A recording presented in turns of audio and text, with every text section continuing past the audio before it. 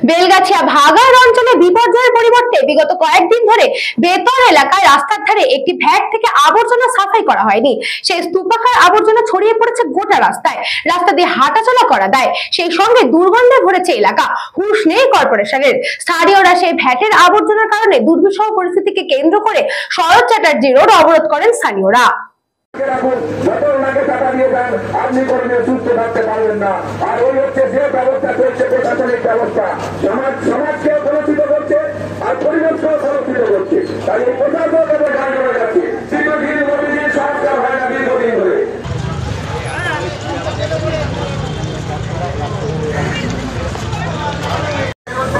সংগঠিত হওয়াটা খুবই প্রয়োজন আছে, কেননা এই সরকারি অবস্থা সেখানে জঞ্জাল খেলার পরিকাঠামো সেখানে মানুষের আশেপাশে মানুষের থাকার অনুপযুক্ত হয়ে যাচ্ছে।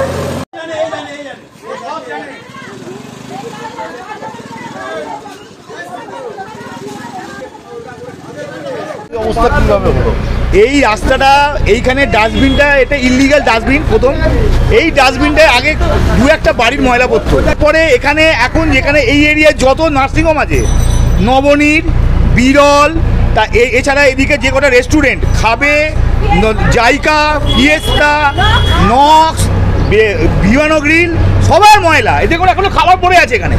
সব বিমানওয়ালা এসে এখানে ফেলছে এবং পরিষ্কার করার নাম করে লাস্ট 4-5 দিন কোনো গাড়ি আসেনি, যার জন্য আজকে ময়লা রাস্তায় নেমে গেছে। লোকে এখানকার এই বাড়ির আশপাশের লোকেরা কেউ দরজা খুলতে পারছে না।